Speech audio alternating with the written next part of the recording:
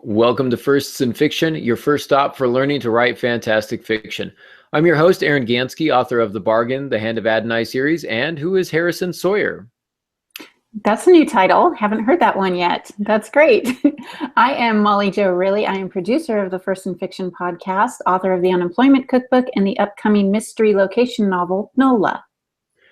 And I'm Alton Gansky, coming to you live from Central California. I'm the No, author you're of not. 50-something books. 40 or so of them are novels. What? What do you mean I'm not Alton Gansky? What is this heresy? You are not your father. Thank you. Thank you. This is what I've been trying to tell everyone, and no one believes me. Okay. All right. Enough of that. Pops is not with us tonight. Well, that sounds really bad, doesn't it? Yeah, a little bit. Yeah. He's got a really terrible headache. He's kind of prone to these things, and he's been fortunate enough to avoid them on most Tuesday nights. But tonight, unfortunately, it does interfere with the podcast. So he's resting. Pops, we do hope you feel better. Rest up. Put your feet up, watch some baseball. It might just be the baseball game. Do you think it's? Do you think know he's what, dude? Watch the World Series? That's it. I quit. Oh my good. Oh, and now Molly has a headache coming on. So I gotta go, Aaron. I'm sorry. I'll see you later. We're gonna have way too much Aaron tonight. It's just gonna be too much Aaron for anyone to handle. So. We do thank you guys for joining us. If you want to watch us live, we do that 6:30 p.m. Pacific Standard Time on YouTube. Better to find us on aarongansky.com. We've got a little link there for First in Fiction Live. You can always watch us there, and you can participate in the chat room that way. So give us all your wonderful ideas and thoughts. If you are watching us on YouTube, we ask that you click that thumbs up button. And it really helps us out a lot. Please don't forget to subscribe to our channel and tell your friends and shamelessly promote us to all your friends because we could use some of that. And we do have links at the top of the chat room so that you can share this podcast that will send out the web address to all your friends on Facebook and Twitter and all your other social media internet sites. So that's something that you could do to help us out. We do thank you to those of you listening to us live. Means a lot, and your interaction. We may not be able to participate, or I've kind of asked Molly to maybe be not as much in the chat room tonight because I kind of need her so that I'm not talking consistently for an hour because nobody wants to hear that. If you don't believe me, please just ask my students. They will tell you very clearly no one wants to hear me talk for an hour. So she's going to be helping me out and participating at the some of the show notes and trying to fill in here for Pops, which is going to be a tough job. But I am Alton Gansky, author of 50 or more books. How is it that your impression is better than mine? That's they just love me more. I just immediately went with the old man, the default old man impersonation. You know, Margaret, get my teeth. Don't tell a story. I don't know why I went that. Father does not speak that way. Anyhow, Dave says he can see why Al had headaches back when you lived at home. Oh my goodness, thank you, Dave. Yeah, that's probably true. But this one you cannot blame on me. This is just headache weather, I suppose. But anyhow, well, let's get started tonight. We've got an Ask the Author from James Earls, who follows us on the Facebook and the Twitter and the YouTube and all that kind of stuff, and he asks an interesting question. He says, for the Christian writer, how much is too much when it comes to love scenes and language, etc.? Is it ever permitted in your work with your characters who aren't believers? How far is too far? Do you show unbelievers as they are before the conversion or transformation? Or is it just plain risky, and can it deter publishers? So yes, it's risky. Yes, it can deter publishers. So there you go. There's my answer. No, I think you had a little more than that. I've got like 3 paragraphs. This is the age-old question. It's the question that I think every Christian writer asks, how much is too much? And I'm not sure that there's necessarily a really good answer other than to know your audience. And for me, that means knowing the publisher and knowing who's going to be picking up books from this publisher. Different publishers have different audiences. There are Christian readers out there who will read mainstream fiction. They are not bothered by it. They're fine with it. But the average person who picks up a Christian book is probably looking for something a little with a few more guidelines. So what I would recommend, and this is true even in the secular market, you want to look into the publishers that you are targeting and pick up a few books by them.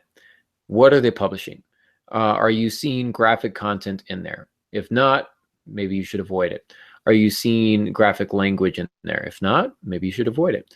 Some publishers, there are some smaller Christian publishers now that are a little more willing to test the waters with some of those things, especially when characters are not believers. However, if it's being marketed as a Christian book, you're probably still targeting Christians, and they're going to have a more conservative kind of a readership. So the one thing that I would also recommend for you is to ask your agent, if you have one, about this. And we're going to talk a little bit about query letters today, trying to get an agent, trying to get a publisher, etc. But if you've got an agent, go ahead and rely on them. Their expertise is going to better serve you here. They're going to know more about the publishing industry. They'll have relationships with different editors and publishers. They're going to know what people are looking for, which ones are more conservative, which ones are a little more open to those types of things, whatever the case may be. The real question is, what happens if you don't have an agent and you don't have a contract, and you're not specifically targeting one publisher? There's several that you're interested in, and maybe those publishers have different philosophies. I'd say just trust your conscience. Let your conscience be the guide.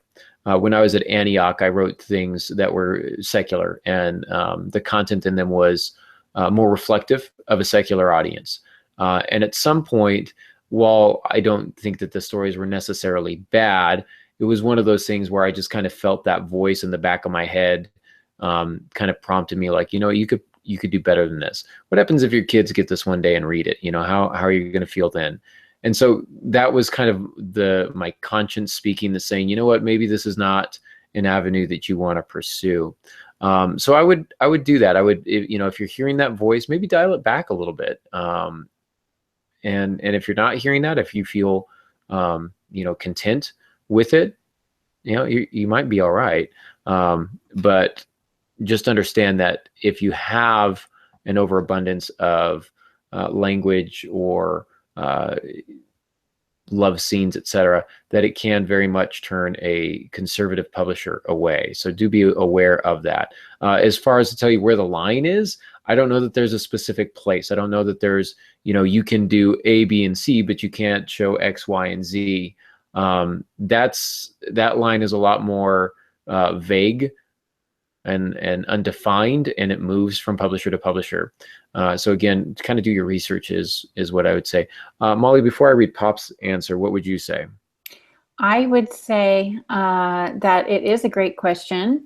As the newbie writer on this block, I have asked that question more than a few times. I think, Aaron, you and I have had that discussion when writing NOLA, especially because I'm writing the dark culture of New Orleans. I wanted to add as much as I could, but also be aware of my audience's comfort level.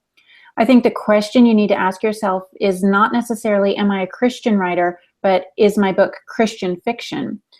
I relate this question to the older James Bond movies. You knew when he closed the bedroom door what was going to happen. We didn't have to see it. You can do the same with your writing. You can set up the scene, lead the reader to the door, let them take it from there. When language is involved, you don't have to spell it out. You can hint at it. In NOLA, rather than actually have my characters cuss, because Aaron, I think I let slip one or two of the more genteel cuss words, and you cautioned me against that because of if I am going to have it published by a Christian publisher, they may or may not appreciate that. So rather, I changed it to, she winced and uttered an expletive, or he grumbled profanities. You get the idea, but you don't have to spell it out. You can show your story without telling it, and you can show quite a lot without showing it all. I also think this would draw a larger readership because not everybody curses the same or explodes the same violently. So by leaving a bit to the imagination, it sort of draws your reader a little bit more into the story instead of keeping them at arm's length. And I think that's our ultimate goal as readers. It's funny. I would probably mention, because there's always the counter argument, and Flannery O'Connor, who's my favorite, perhaps my favorite author of all time, was a Catholic writer, but she did not write quote unquote Christian stories. Now, I would argue that she did, but her her stories are filled with language and graphic violence.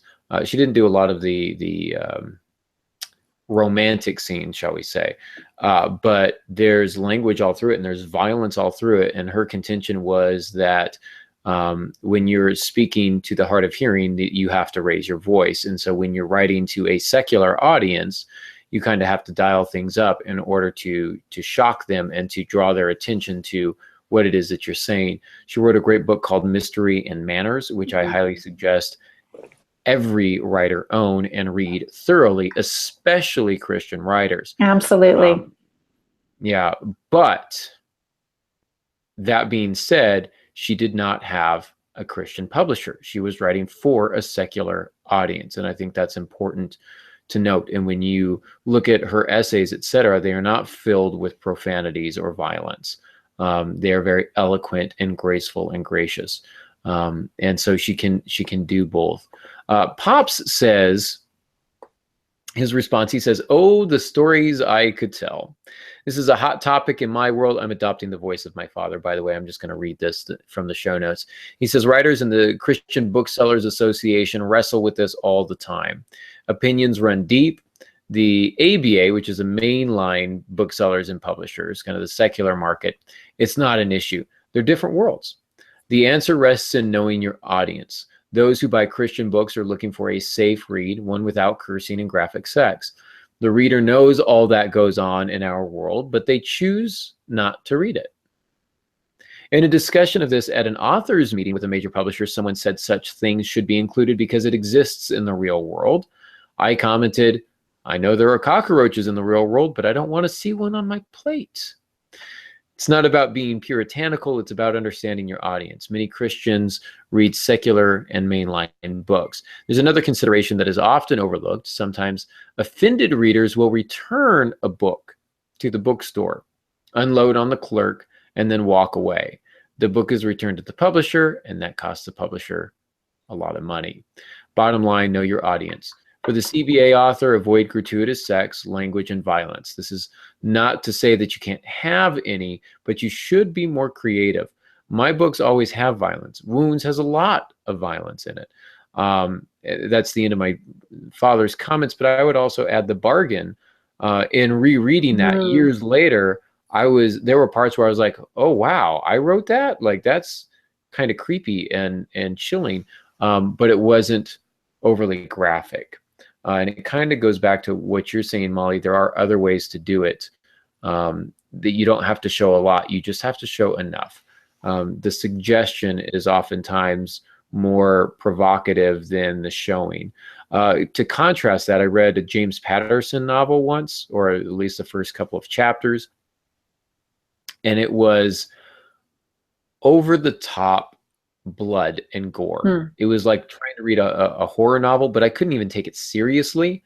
It was just like 3.5 pages of how far the blood spurted when the guy was, slit somebody else's throat, and oh my goodness, rain on the walls, and it was this and that. And I was just like, I don't need 3 pages of this. And I know there are a lot of readers out there that are like, ooh, this is wonderful. It's delicious. I love this, everybody.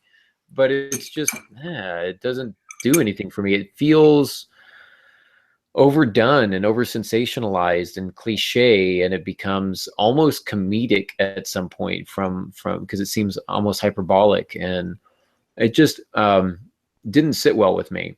And that's not to say that I don't read secular fiction. You guys know, I mean, I've talked about it several times. I've read the Game of Thrones series, and I know that we could question my morality because of that. We have. And you specifically have, and others. The writing is phenomenal, and it is graphic in a lot of places. All of the above: language, sex, violence, it's all there. But it's done in such a way that I feel, and this is an arguable point. Number one, it's a secular publisher, so I know what I'm getting into. I'm not expecting a Christian theme here, but it's done in such a way that it builds characters, and the writing is in a lot of ways, and it's really solid. So there are parts where I think, George, you're going a little overboard, but there are also places where I'm like, oh, that's right there. and I do think for the Christian writer, though, that we should be able to. Our challenge is to be able to suggest things without necessarily showing things. So that's what I've got. Hopefully that's helpful to you, James. While we're on it, don't forget to ask the author. You can do that at facebook.com. You can do it at Twitter. You can email us, aarongansky.com. You can contact me that way. And we just keep a record of all the questions that you guys send us. And we may not get to it right away, but I will. I'll write you back right away. And then the show will eventually get to it. So just be patient. So thanks, James. I know you've been waiting for a couple of weeks to hear your answer to that one. But now, I would like to insert that we are also, and I know we keep harping on it or suggesting it, we really want to grow our viewership. So if you guys could also share the links when you see it on our Facebook pages and our Twitter pages, when I say, hey, coming up on the next podcast, we're going to have this or that. Share those links, tweet them, Facebook them, put them on Google+, whatever it takes to get the audience out there. Tell your friends about it. We are all writers. The reason that we're in this chat room is because we're trying to learn, and we want to really grow our audience so that we can help others, and then they can in turn pay it forward and help other people. And I would also suggest that if you are a member of a writers group, that you suggest this podcast to them, and that would be helpful. I know a lot of times writing is a lonely sport. But it is not a single person sport. It is very much a team sport. So talking with your editors and publishers and the other writers that you talk with online, et cetera, if you just drop our name, we would be really, really appreciative of that. Thank you, Molly. I never think to say that, but that's why I have you here. That's why you have me here. Ooh, and a little personal shout out, which I forgot to talk to you about, Aaron, earlier, so I'm going to do it now. But, okay. My Facebook group for NOLA, it's the NOLA Swarm, and it's a closed group, but it's to help support and promote pre-marketing for my novel, is going to be mentioned on the Blue Ridge Conference website blog post tomorrow. Ooh. So if you guys do not belong to the NOLA Swarm, but if you read the blueridgeconference.com blog posts, check it out, and tomorrow there will be a link so you can join the NOLA Swarm. Very cool. Very cool indeed. Yeah, you've been active on that for quite some time. Mm-hmm. You're good with that social media stuff. I that sometimes wasn't log even into me. Facebook. Bethany messaged me this afternoon and said, hey, is it okay if we do this and give you a shout out? And I was like, yeah, that's kind of what I do. Yeah. It's the purpose. So go for it. So Bethany Jett? Yeah. She's good people. Dave is saying that he doesn't get these posts. So Dave, we will try to tag you on, you just have to follow us on Twitter and on Facebook and see the links, and we will do our best to make sure that we tag you on them each week when we post them. And when she says we, she means her. I mean me. Yeah. I need a new plate, Aaron. Yeah, I know you are. Yeah, that's the only way I can pay you is with plates. So plates and plane tickets. Plates and plane tickets. I'm good with that. Hey, it is November, which means a couple of things. Number one, it means a new topic for this month. Number two, it means it's totally fair game to start playing your Christmas music. # never too early. I played it for my students today. They complained. I said, shut your face and be happy.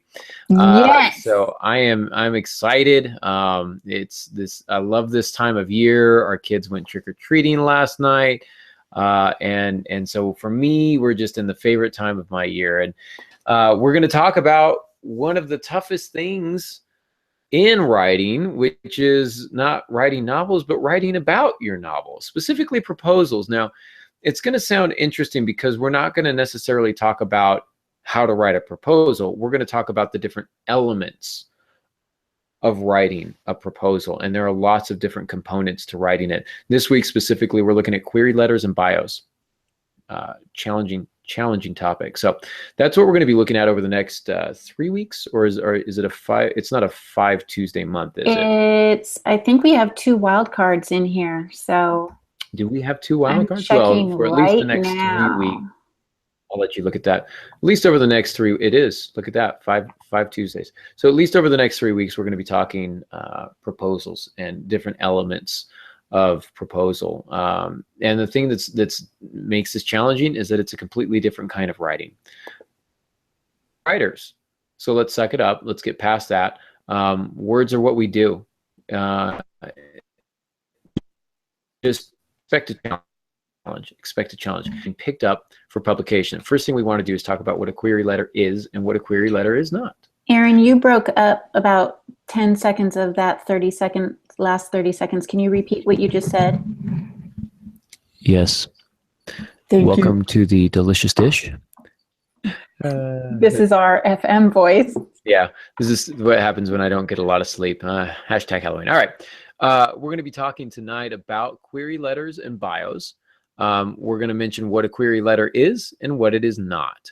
So a query letter, simply put, is a one-page letter to an editor or to an agent that's designed to get them interested and excited about your project. Notice I said interested and excited. You want them to be excited about your project. You want them to have the same level of enthusiasm for your story as you have for it yourself. And whether or not you believe that's possible, it is. Speaking as an editor at the Citron Review, there were some stories that I published where I was like, yeah, okay, sure, it's worth it. And then there were some where I'm like, no, we're publishing this. Like, I love this. I can't wait to see it in print. And then I'm telling all my friends, you got to read this. It's fantastic. And so you want to use a query letter to do that, to generate that excitement and that interest. Usually, you've got about 300 words to play with. That's not a lot. It's one page, and you want to keep it down to one page. It is not a lot. One page and one sentence? Too much? One page and one sentence, very possibly. However, now that we're in the digital time, it's a lot easier to turn pages. And so one of the things was if you had 2 pages, multiple pages, they could get lost and things of that nature. But digital, it's not that bad, but I would still probably try and keep it around 300. Understand editors are busy, very busy. And quite often when I would read query letters for submissions to the Citron Review, I would skim over them. And if it was well done, I would go, yeah. If it wasn't, I would ignore it and just start reading the text.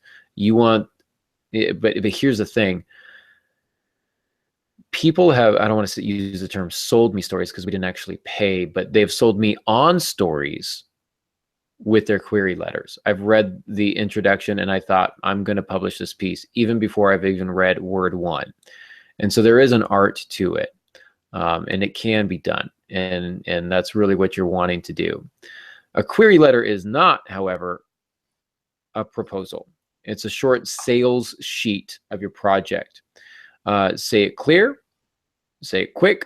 If the agent or editor likes the letter, then they'll ask for the full proposal. So this is kind of the doorstep here, if that makes sense. Would you say that this is, when I was reading the show notes and you were describing it, is it perhaps the equivalent of a written version of an elevator pitch? I would probably not call it a short version of an elevator pitch. I would say that this is a long elevator pitch.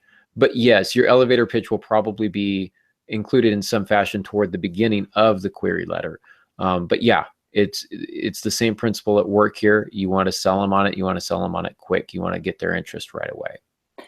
And then at what point while you're writing your work in progress, when do you start to send out these query letters? Is it right away before the book's finished, when it's half finished, when it's completely finished? What's the general rule of thumb for that? I would say, and again, I do wish that Pops were here because he has more experience in this. He has left us some notes on the show notes, so make sure you check those out. And wouldn't it be great if you could just watch in the chat room and communicate? That would be fun. But I would say that if you are a new writer, first-time writer, never been published, at least you have no other novels in print, and you're pitching a novel specifically, it should be done. It should be completed. If, however, you've been in the business for a while, you've got several novels under your belt, you've got a bit of a reputation, you might be able to send these out sooner, whether or not the project is done. And I'm still at the point where I like to send proposals out or query letters out once I'm done with the book. And it's taken me a while to kind of shift to that mode where it's like, well, I've got 4 books in print right now. I could probably start selling things before I'm actually done with them. But I think my mindset is still kind of new writer. And so I've kind of battled that. Does that make sense? Yes, definitely. Awesome. And that's sort of what I was expecting.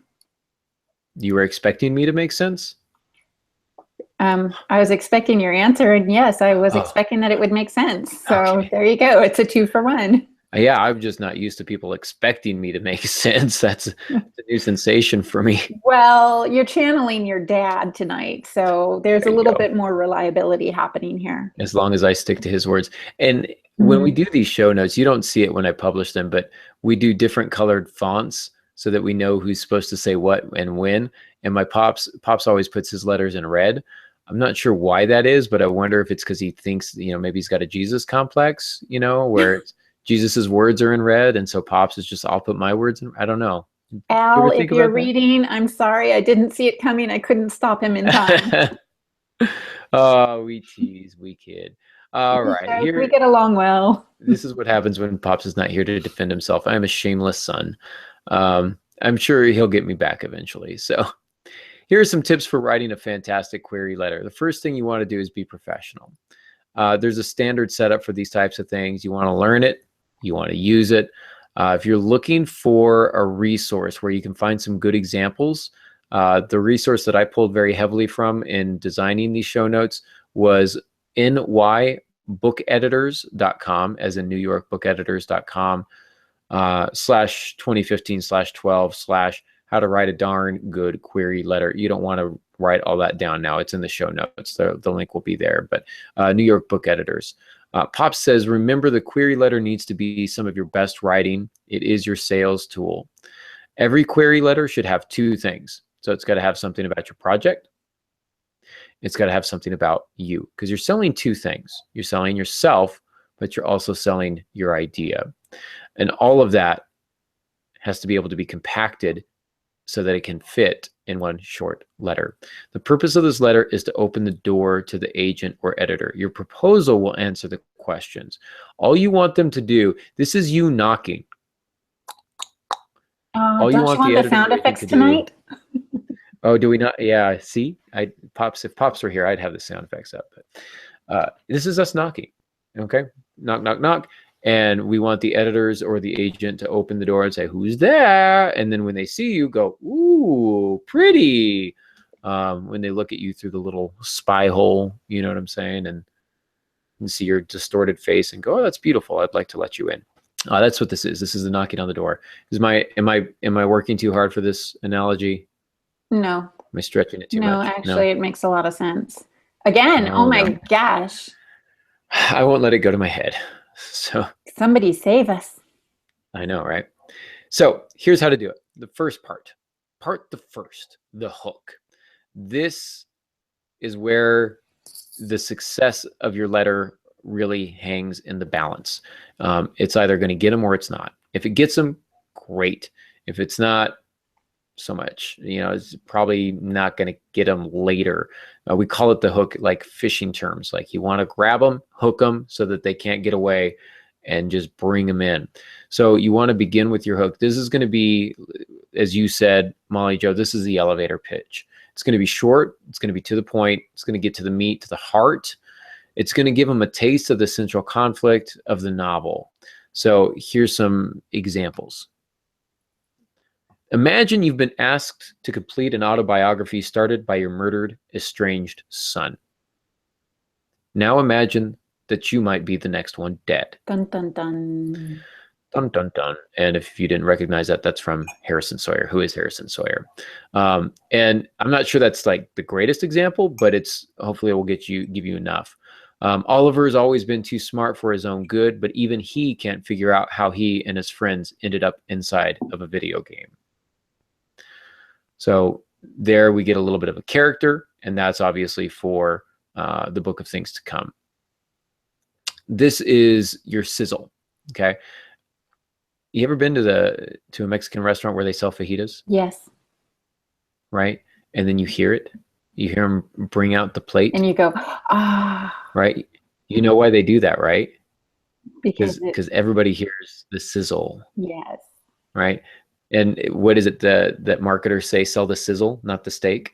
Food reference. So if you just there you go. So if you just show them the steak, meh, but if they hear that sizzle and then they smell those onions and those peppers with that steak, and they're watching it through the fajita restaurant, and you're like, I don't care if it's $27. I'm gonna get me some fajitas tonight. Yes.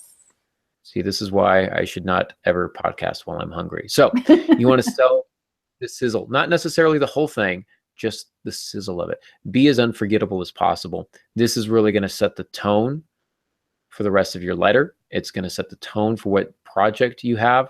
And you want it to kind of haunt the recipient. We talked some weeks ago about ideas haunting us, and we kept coming back to them, like Harrison Sawyer kept haunting me.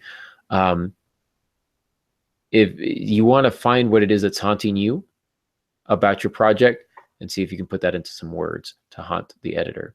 Does that make sense? Yes. Okay. Any questions so far on the hook? We have no questions, but Dave does suggest that you start writing the proposal before you get very far on the book. He says your first paragraph can be the first, your first paragraph of the book can be the first paragraph of your proposal or your query. And if the first paragraph of the book is not enough of a hook for the query letter, it's not good enough, period. Well said. Yeah, read the first paragraph of your novel. If that's going to get an editor's attention, you're good. If it's not, scrap it. It's not good enough for your novel. It's not good enough for your query letter. Very, very well said. Thank you, Dave. It's good to have an agent like Dave who knows what he's doing, who's not afraid to tell me when my writing needs to be improved. You never asked me to tell you how to improve your writing. I'm afraid of what you might say. Right, yeah. Scrap good it job, and start Dave. over. Good job, Dave. So you also want to be sure that if you've got a personal connection to the agent, that you mention it here. Not necessarily in your hook, but probably in the following paragraph. You want to mention them by name so that you know, they know basically you're talking to a real person. Avoid to whom it may concern. If you don't know to whom to address it, look it up. Find out. Your agent should know. If you don't have an agent, you can probably find that information on their website. But try and greet them by name. There are real people reading these things. And so if you mention them by name, I know I always took notice. You know, the query letters that started Dear Mrs. Gansky, I was less inclined to read, you know, because clearly they've not done their research. The ones that started with Dear Mr. Gansky, you know, especially if they said, I've read your work with this, or if they said, we had an opportunity to meet here, or I'm a friend of so-and-so. It's not necessarily name dropping here, but you do want to let them know that there is some sort of connection if you've got a connection to them. You might say something like, as you recall, we had the pleasure of meeting at the Blue Ridge Mountains Christian Writers Conference, where we spoke of my novel, The Example Novel, which is a great one, by the way. Nice. I think I'm familiar with that one. That's a super flashy title, by the way. So you might also say, I've gotten some of these, I'll just, you know, use a reference here. Dear Mr. Gansky, in talking with a friend of mine, Joseph Callahan, he mentioned that he knew you and he suggested that I send you my work or something like that, to where you're making that personal connection. Then I go, oh yeah, I know Joe. Joe likes your writing. If Joe likes your writing, I'm listening, right? And so you can kind of make that personal connection to them. If a writer friend has agreed to mention you to his or her agent, be sure to include that. Your client, Ace Pros, mentioned my work to you. So you'll get that sometimes. Matter of fact, my first agent contacted me. And this was kind of weird. I kind of went about it backward, where my first agent contacted me and said, I'd like to see your work. Can you send me something? And I was like, oh, I didn't think I was at that point yet. But sure. So it's good to know that. And it's another reason, I know we've said it several times, writers' conferences are super, super important. Making the time to go to those. Sometimes they can be expensive, but it's an investment. Making those connections is very, very valuable because it can help you with things like this. Make sense? Very much so. All right. We might be going a little bit faster because we don't have Pops to fill in here, and I think that's okay. Part the second, the summary. Now, summarizing is difficult. Summarizing super tough. We think it should be easy, but if you've ever tried to summarize your novel, that can be challenging. I think Pops and I have both mentioned to each other one of the most, I don't want to say annoying things, but it's I guess at least mildly amusing, is when people find out you're a writer, all of a sudden everybody's writing a book. Everybody. Hey, I'm writing a book. And then, of course, I don't know any better. I should have learned by now, but I still always ask the follow-up question. Oh, great. What's your book about? And then I buckle in because my next 15 to 20 minutes are done. They're going to be telling me every aspect of this novel. This is not what it is. Short, to the point. You've got 350 pages. You've got to explain it in 50 words. That's tough. Obviously, you can't include anything. You want to keep this short, but you also want to keep it thorough. We don't need all the details, but we do need all the main characters. Think of your plot line. What's the dramatic setup? How is it resolved? The resolution is important to include. There's an art to writing a good summary. There are people who make a living writing back cover copy for novels. There's a very good chance that if you get a big time author and you look at the back cover of their book, they did not write it. J.K. Rowling is probably not writing the back covers of her books. Stephen King probably does not write the back cover of his book. Why would he want to? Why would he need to? He's Stephen King. The publishers hire people to do that in a lot of cases. But as a small-time author, you're probably going to have to do that. And if you've not been published before and you're going through the process of the query letter, guess what? You get to go through that process. So there's an art to writing a good summary. I would suggest reading some good examples. Go to the back cover copies on Amazon and read those. Count how many words they are. Try and find the shorter ones and see how they do that. For you, with your work, I would say write the back cover and then try and trim some words out and trim some words out and trim some words out. It's not gonna be a first draft kind of a thing. I will work for a week or more on a proposal. And these query letters can be very, very challenging as well. It's not something that you're going to do in 15 minutes. It's going to take an hour or two or more. And so you want to allow for that time. You want to experiment. You want to write a first draft, second draft, third draft. You want to write completely different drafts to see which one is working better. But you're going to have to spend the time on it. Since the hook is only about a paragraph long, you can write a half dozen of them and see which one stands out. You say, oh, it's only a paragraph. That's not going to take me very long. You'd be surprised. Go ahead and time yourself. Read it out loud. Pretend you're voicing a movie trailer. Do that in the movie trailer voice. One man, one way. Have you ever seen Pablo Francisco do that? Seen who? Pablo Francisco, the comedian. No. He does the movie announcer voice. It's like, that's the only job that guy could have. He couldn't be a mechanic. How much is that transmission going to cost me? An arm and a leg. Oh, that's it's just awesome. Fantastic. Anyhow, that's my poor impression. Read it out loud. Pretend you're voicing a movie. Let a trusted reader go through it a few times and see if it intrigues them. You've got some friends, maybe 2 or 3, probably more than I do. But let them read it, see what they think. All right. So that's the second part, the summary. Questions, comments, concerns? I just want to comment that you're right. I have way more friends than you do, but I wasn't going to bring it up and make you feel bad. But since you opened the door. So you decided just to walk through it and say it and make me feel bad. Low-hanging fruit, my brother. That's fine. You know, I've got all the friends I need. So, because my friends are that good. I've got good friends, Molly. So all you have do. Is me. You've got me. True. I have you and you have me, which means I have better friends than you do. I am a better friend, huh? Yeah, that works for me. I'm all right with that. See, I'll throw myself under the bus too. I ain't scared. Thanks, sir. So part the third, the bio. Now this one's challenging because you want to find the balance between selling yourself and overselling yourself. You want to find the balance between making yourself sound professional without sounding narcissistic. You want to express humility, but at the same time, toot your own horn a little bit. I'm so confused right now. Yeah, because it is kind of a challenging thing. You want to include your professional accomplishments, but this is not all about your professional accomplishments. This is not a resume. Don't think of it like that. You're in the wrong boat. Instead, you want them to get a sense of who you are as a person, but also what you're capable of as a writer. Does that make sense? No. Yes, okay. It does make sense. So personal information, you can include things like where you live, and it doesn't have to be specific. You can simply say Southern California or Central California.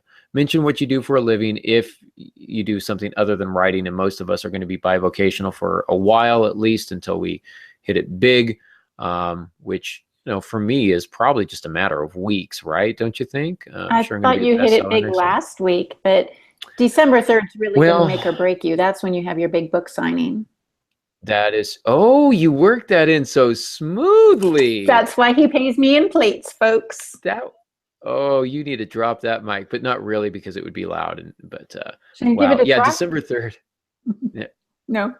sure. December 3rd. December 3rd. December 3rd, I will be at the Victorville Mall, the Mall of Victor Valley in the Barnes & Noble. I'll be signing copies of my books there. So would love to see you guys. If you're in Southern California, in the area, the high desert, swing on by. It'll be great to see you. I'll sign your book and we can talk for a bit. So it'll be awesome. Of course, we particularly would appreciate it if you showed up during the times that he's going to be there. Which will be 1 p.m. until, I think it's 5 o'clock, or until I sell out. Last time I sold out. I don't want to brag, but I sold all of my books. In less than an hour. So I guess that means that I do have friends. You have groupies. I have friends. I have groupies. Wow. I don't have friends. I just have a bunch of people who'd get really offended if they heard me say that. That too. That's an old Mitch Hedberg joke. All right. So awesome. Don't be afraid to include what you do for a living, especially if it increases your market. Okay. For example, if you're writing a sci-fi and you're a NASA scientist, hey, you should probably mention that. If you're a teacher and you're writing about, a murder mystery set in a private school, hey, you should probably mention that. Those types of things in your professional life that make you uniquely qualified to write about what it is that you're writing about.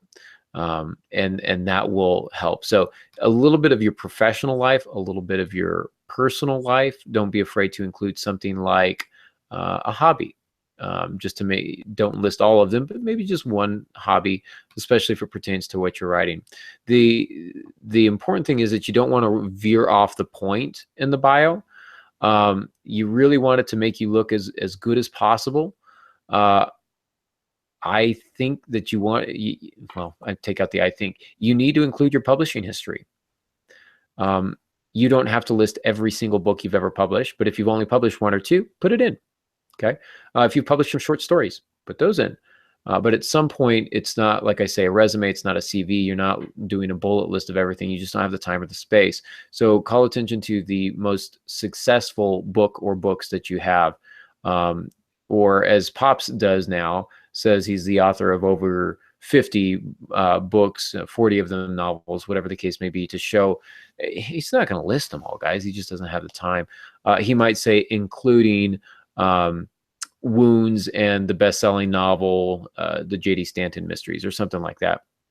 If you've got a bestseller, mention that. If you've got awards, mention those. Award-winning author of, the Book of Things to Come, those types of things. So hey, you won an award, didn't you? I did. I was trying to work it in very humbly, but you called attention to it. Hey guys, Aaron won an award for Hand of Adonai.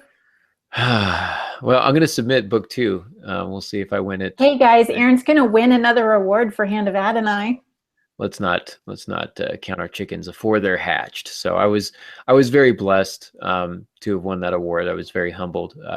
The bargain was a finalist for the Sela Award 2 years prior, and that was really exciting. And then to actually win it was kind of cool. So it felt good. But if you've won an award, make sure that you mention that. Pops mentions that he was asked by an agent to review a proposal for her client. And the guy, he says, was a great writer, but when it came to his bio, he felt compelled to mention the number of awards he won for his landscaped yard. His book was a thriller, so quite a mismatch. You know what I'm saying? Like, award-winning author, fine. Award-winning landscaper, if you're not writing about landscaping, probably not something that you need to mention. You might want to say Aaron Gansky is an author and a landscaping aficionado. Okay, but I don't need to mention, the prize-winning rose and those types of things. Does that make sense? It does, but I have a question. Honest and Please. truly, so like cooking and recipe awards and stuff like that, I win contests. My chili, of course, is kind of world famous. Haha, not really, but in our world, it's pretty It's famous. it's Would Gansky I? famous. It's Gansky famous. Would I mention that if I'm trying to market another cookbook? Would I say, Oh yeah. even though that particular recipe is not in the cookbook, would I say, Molly has this great recipe? Or, I mean, how would I do that? Hey, Molly, look, Dave has a food reference. Well, never mind. I thought it was a food reference in the chat. He just says, don't count your chickens before they're hatched, or you'll end up with egg on your face. Nicely done, Dave. Not uh, really a food reference, but I saw the egg and flipped. well, the yoke Okay. is on us. So, would I promote that Yes. that your kids want me to bottle and sell my chili in Target? They think it's that good. I probably wouldn't mention that children have told you this, but if you've run awards for your cooking and you're marketing a cookbook, yes. If the recipe's not in there, who cares? The agent or the publisher might say, "Hey, is this recipe in here?" Yes or no, it's fine. But the fact that you're establishing your credibility and your authority on the subject, and that's what's really important, is to show that you know what you're doing and that you can do it well. The fact that you've already published a cookbook, it shows that you've demonstrated the ability to complete a project, etc. So, yeah, I would definitely mention that. However, if I won awards for my cooking, which this is going to shock you, I actually haven't. I wouldn't mention it because it has nothing to do with what I'm writing. Makes sense? Your pasta sauce is pretty good. You should submit that somewhere. I should try and make it again because I don't know that I've made it since you were up that last time. I'll be up next week. See you then. Bye. All right, I'll tell Naomi. So so yeah, make sure that your details about your bio match the project. You also want to include your heart for the project here. This is where you mention where you came up with the concept, why it's important for you to write this novel. This is really important for nonfiction, but also for fiction as well. What is it about Who is Harrison Sawyer that haunted me for years, that made me come back to it, 8 years later, whatever the case may be, 8 years later. You do want to keep it brief, just a line or two. Remember, you only have the one page. Your proposal is going to have all the selling points included, but this, I think, is kind of a good one because it shows that you're passionate about it. Shows that you really want this, this is an important story to you. And those are always the best stories to tell, the ones that are important to you. How do you keep that down to a line or two? I mean, we're writers. It can't be 20 words or less. Yeah, well, it has to be. I mean, because we are writers, and good writers are good editors. So I'm going to give the same advice I give with imagery and detail. How much is too much? Overwrite. Just give me too much. Right? Your first draft is going to be 2 pages. Excellent. Cut it down to 1 page. But cut it down to a page.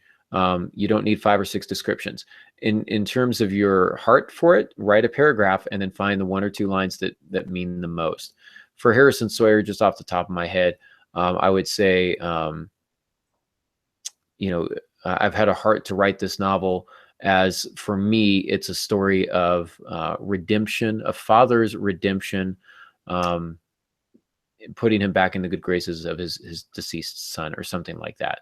A father's quest for redemption and trying to make good on a wrong, that happened 20 years ago. I would be more eloquent.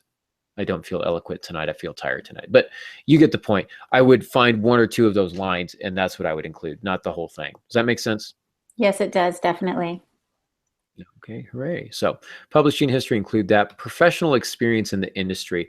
When I say in the industry, this is not necessarily your professional industry, such as you're writing a book about space travel and you're a NASA engineer. I don't need your NASA resume. But if you've also been an editor for other things, for me, I used to mention founder and editor of the Citron Review from 2008 to 2015. Or was it 16? Did I quit this year or last year? I can't remember. It might be, guest editor in November of 2016 for this particular review. Edited the such and such series. If you've got an education in the field, in the arts, graduate of Harvard, MFA in creative writing, and from AULA, graduate of Iowa's Writers Workshop, whatever the case may be. I used to mention that I had my MFA in my bio because I wanted the publishers and the editors and the agents to understand that even though I had not published, I have been formally and classically trained in the art of fiction writing. I did not go to Harvard, nor did I go to Iowa Writers Workshop. But if I had, you better believe that'd be in my bio. You better believe that's in my bio. I do have a Harvard education, though. Yeah. Because one of my professors is now the director of creative writing at Harvard. So I feel like that's a Harvard education, right? It's the same thing. Don't you think? A little bit. Kind of the same. You always let all the air out of my balloon. But you went to Antioch and you paid for it and you are a success. And I am in the shadows of your wings learning from your knowledge. Because I'm good enough and I'm strong enough and gosh darn it, people like me. Drop the mic. Did you get the Stuart Smalley reference there? Yeah. All right. Saturday Night Live. Here we go. Include basic stance. You want to include the length of your work in words, not necessarily in pages, because page count varies from program to program. So the length in words. You want to include the genre and your audience, such as young readers, lovers of romance, etc. Pretty straightforward, but those basic stats can go a long way. Molly, did you want to ask a question now? Sure. Got to stop the chat. Yeah. Yes, I'm sorry.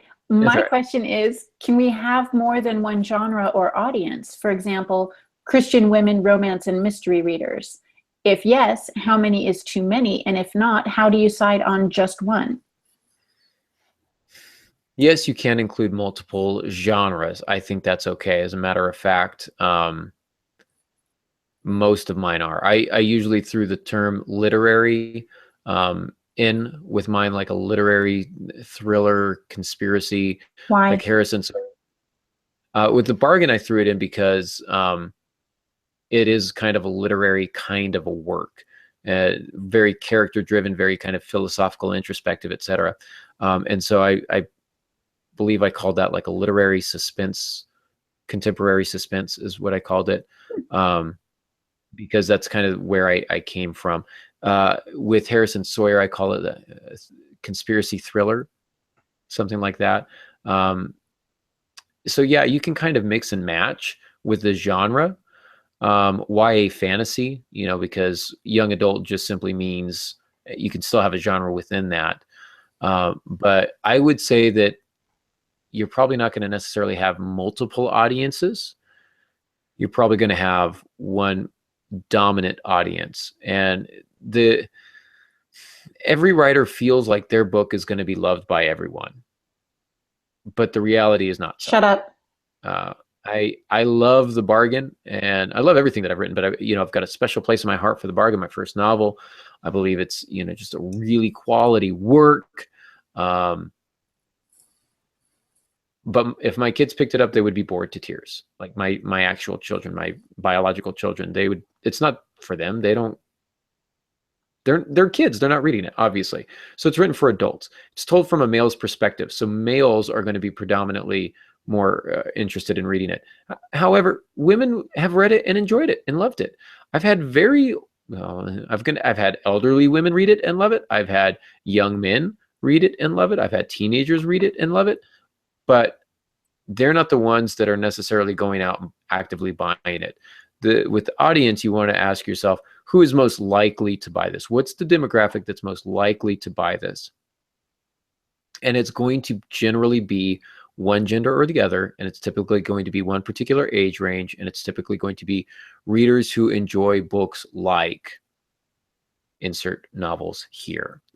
Readers of suspense and mystery will both love NOLA. Romance readers and mystery readers will both love reading NOLA. And I think that would be accurate for what you're doing. And people who love New Orleans and food will love NOLA.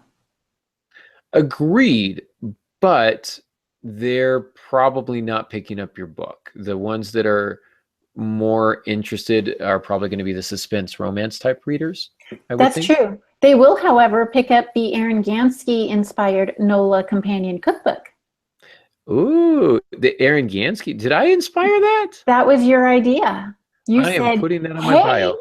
Hey, you should make a cookbook. You've got so many great food references in here. You should make a companion cookbook. And I said, why, Aaron, that's a beautiful idea. And I've actually been keeping track of the food references in NOLA so I can go back later and write out those recipes. Wow. You know what probably happened is Naomi probably said that to me, and then I probably just thought it was my idea. Because if I've had a good idea, let's just be honest, it was really hers that I've just taken credit for. So that's probably what happened. But I'm excited. Yeah, that's actually a really, really good. Now I'm sounding narcissistic. I'm brilliant. No, I think that's a great idea, to have the companion cookbook, and they would pick that up, and then they might be likely to perhaps pick up the novel as well. So everybody likes a good bundle. There you go. There you go. So other things you want to include, because we are coming up here on time. Yep. Include the project status. Is it done? Is it ready? Will you be done in a month? What's the expected end time? Is the proposal ready to send? Because if you send a query letter, you should be ready for an agent to pick up the phone and say, yeah, I'd like to see the rest. Or realistically send you an email and say, I'd love to see the rest. But you might just say proposal will be ready on such and such a date. Okay. Manuscript is in progress, something like that. Manuscript is approximately 90% done, whatever the case may be. Don't oversell yourself. I once said that a book was complete, and then I had a publisher say, I'd like to see it. And then I went, the first draft is complete and the second draft is not, and I have to rewrite the whole thing. So about that, I didn't expect them to get back to me very quickly. So plan for the best. And make sure that you are actively working on your project. Don't get too cutesy. This is the best novel of the last 50 years. That's not really up to you. Hemingway wishes he could have written this. Probably not. You'd be crazy not to snatch this up. Again, you're overselling yourself. This book will make us both rich. Probably not. My mother really likes this book. She's required by law to like the. God told me you were going to be my agent. Oh, did he now? Because he didn't have that conversation with me. So you want to avoid. I mean, even if you're saying that just to be kind of cute and funny, I can very much send the wrong signal. So have again, be professional and be confident. But don't be egotistical or narcissistic. Makes sense? It does. Playing devil's advocate on that topic, is it all right to use your author's voice a bit without overdoing it? How can we, as writers, maintain our individuality while writing what's somewhat of a form letter? I think that you should adopt the tone. The tone of the novel should be the tone of your piece. Especially in terms of the hook. Now, obviously, your bio is not going to be suspenseful, and you're not going to have a romantic biography. You know, Aaron Gansky first fell in love when he was 3 years old. Yeah. That would be weird anyway. But avoid that. Just, but the tone of the summary, the tone of the hook should absolutely reflect that of your novel. The bio can be a little more professional, confident, but not overselling yourself. Grammar and spelling absolutely count. You want this to be just as polished as your manuscript. Proofread, have somebody else proofread, pay somebody to proofread, make sure it's perfect. I have rejected stories based on terrible query letters that have just, the punctuation is atrocious. If they can't write a query letter, they can't write fiction. It's that simple. So I've, haven't even looked at stories at times because it's like I can't even get through the query letter. That's not what you want. Grammar and spelling absolutely count. Show that you're a careful writer. Follow the guidelines. Again, I say this all the time. Find out what the publisher wants. Find out what the editor wants. Find out what the agent's looking for. They will have guidelines on their website. There's no reason not to read that. I we'll share the story very quickly. I had somebody submit something to the Citron Review when I was working there, and it did not meet our submission guidelines. We were microfiction and flash fiction, and this guy sent me a manuscript of poetry that didn't fit our guidelines. And he said, you can pick 2 of the 140 poems that I'm sending you. Oh, and I sent it back and I said, that doesn't meet our guidelines. We only accept up to 5 poetry submissions from one author per quarter. And so I sent it back to him and said, you pick the 6 you want us to look at, or you pick the 5 you want us to look at, and then we'll look at them. And he sent me the same manuscript like 2 weeks later. And I was like, no, he did it like 3 or 4 times. And he was clearly not listening to and I was professional and polite with him, clearly not following the guidelines. It leaves a bad taste in the mouth of the editor or the agent, as the case may be. Follow those guidelines. They don't put them on the website to be cutesy. They put it up there because they want you to follow it. And they want to know that you can follow instructions. So make sure you're doing that. Make sense? Yes, absolutely. Websites, I think, probably the best place to find that information. Otherwise, make a quick phone call or shoot off an email real fast. Say, I'm interested in submitting a query letter. I would like to know to whom I can address it. And do you have specific guidelines for these? I've checked your website and was unable to find them. Something like that. That shows that you were conscientious, you looked for it, but you were unable to find it. But websites, generally, best place to look. Don't forget to thank you. Thank them for their time. They are very busy people. Time is money, and they've taken some money to read your query letter, and they've made it to the end. So at the end, be sure you say, thank you very much for reading. Good questions? Is that the standard, just thank you for reading, or is it more of a thank you for taking the time, more elaborate? Yeah, a little more formal. I appreciate the time that you've taken to read my query letter. I look forward to being able to speak with you in the future. Something like that, that's confident, but again, not overstepping. When you call me, make sure that, just none of that, but okay. Would love to hear from you soon or something like that. Big thing, you got to have your contact information on there. Otherwise, they have no way of getting hold of you. So include your contact information, not just your email address, but, phone numbers, things of that nature.